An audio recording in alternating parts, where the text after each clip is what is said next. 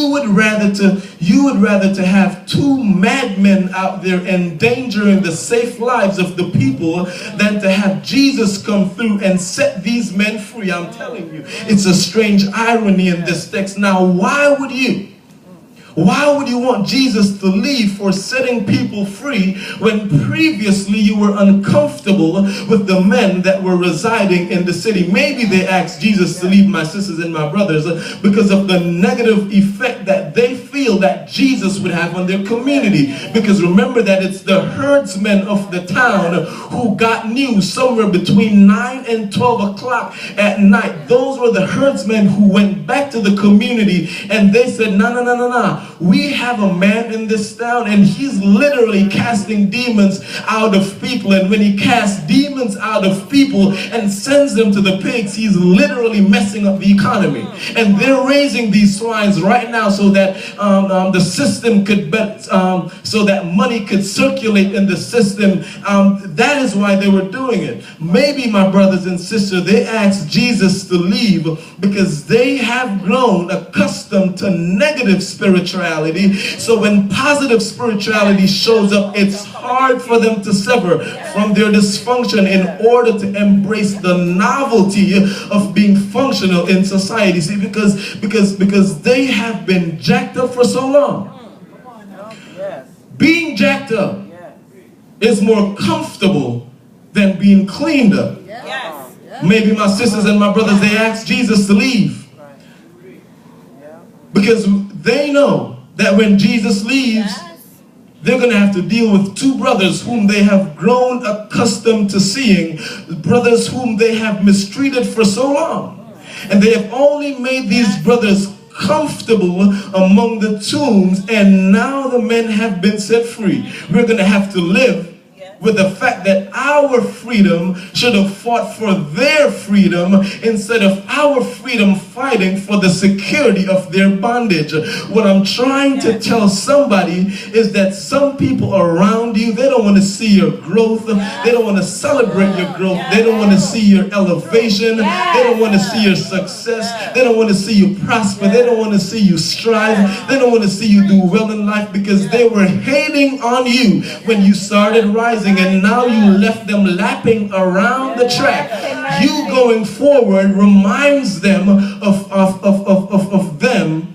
You going forward literally reminds them of where they shouldn't be. Understand? You see, they know, these people know that Jesus is in town on kingdom business. So they told Jesus to leave. That's the strangest thing to me. Now, preacher, why are you telling me all of this stuff? What does this have to do with me? How does this relate to me? Now, is this necessary for my growth in Christ? Is there any spiritual nuggets of truth that I could get from this passage? Because Jesus, who's in the text as an unwanted gift, was asked to leave without appreciation, without benevolence, and even though he's so mercy, these people literally want him to leave.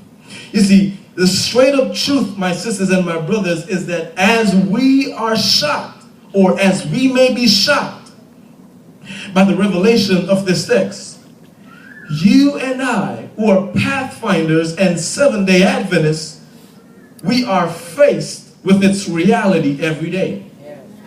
My sisters and my brothers, every day we walk with our gifted selves up and down the Gadara-like streets where we are offering ourselves in ministry, and oftentimes we gifted people are ministering to folks who don't even appreciate the Christ we have to offer. You see, we are offering ministry to a people who are uncomfortable with the message that your presence brings. We're ministering to folks that are uncomfortable. Understand, because every single time you show up, whenever they see you, your presence is telling them that Jesus is Lord. Now that's problematic for the portions of the culture whom the dollar is Lord, whom the people or our Lord, or where possessions are Lord, or where power is Lord, then here you come with your gifted self, not having any money, not being drunk on a title, not having a lot of possessions, but full of peace, love, joy, and a sense of self-affirmation with a positive self-image, saying Jesus is Lord. And this joy that I have, the world didn't give it, and the world can't take it away. Amen. Understand, I'm telling you, my sisters and my brothers, there's some people among you that are uncomfortable. Some people won't want your gift because this Jesus that's Lord and truth makes them uncomfortable. So some people will literally make you an unwanted gift because they're uncomfortable with what your gift means. You see, you become, in their context, the closest thing to accountability that they've ever seen. Your presence, my sisters and my brothers, becomes a sermon. Your presence literally becomes a sermon. And so these people and so whenever people see you, more than likely, you'll face the things that Jesus faced as he was ministering to these people in the city of Gadara. So now you understand, when you step into a room, my sisters and my brothers, and conversation starts to change, subject starts to change, they start getting quiet, they start whispering, and they start putting things back in place. So it is when you show up, preaching takes place, and they don't want to witness that because they're more comfortable with their dysfunction than they are about salvation. Understand? Am I talking to anybody in this house? It's confusing to us to embrace that there are people who are uncomfortable and upset with the gift that we bring. And we are upset. And folks that are upset about the gift that we are. And we are asked to absent ourselves because our gifts expose the need for change. 99% of you in this room is definitely treated like an unwanted gift. And we can see it very prevalent today in Christian parenting. And I think I want to talk about that for a minute. Because while we are building a culture that celebrates and continues to make filthy rich athletes and entertainers who for the large part sell out on the establishment and put themselves out there as images for our culture, they're folks who have been making our children dysfunctional. Some people, and I think that there's somebody who needs to stand unapologetically and declare that there's not a harder job on this planet than being a Christian parent. Understand, and I'll tell you, because we are up against a culture that's working diametrically opposed to the very things that we're trying to positively deposit in our children. You see, you cannot count on this culture to help you raise your kids. No, not in 2013, nor years to come. You can't even trust the kids with your neighbor down the street before fear that one of them and their dysfunctional family members is going to inappropriately say something or inappropriately touch your children, and now you may end up have to being in jail for knocking somebody out. You see, you can't trust the school system either, because some of the teachers are so fatigued with putting up with our children's attitude. Understand, the culture is against Christian parenting. You see, you cannot depend on the partnership of the media either, because these cartoons and TV shows nowadays are filled with what we call explicits or expletives. You see, what I'm saying to you is that you have to take personal responsibility in understanding that the community is not going to take an aggressive stance in helping you produce this system will not help you to produce a child that's functional in society. They would rather for your child to grow up dysfunctional and continue to be a drain on the community, so that so if you're in Christ and you're a parent, I'm praying for you. I'm praying that God will give you wisdom and spiritual fortitude to handle the pressure of this life.